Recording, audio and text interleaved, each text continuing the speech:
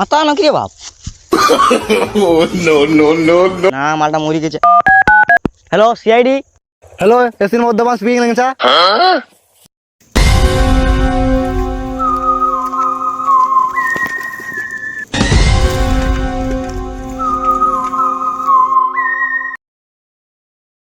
Phone কে করেছিস? আমি করেছিলাম। কি ব্যাপার? এই একটা লাশ দেখুন পড়ে আছে।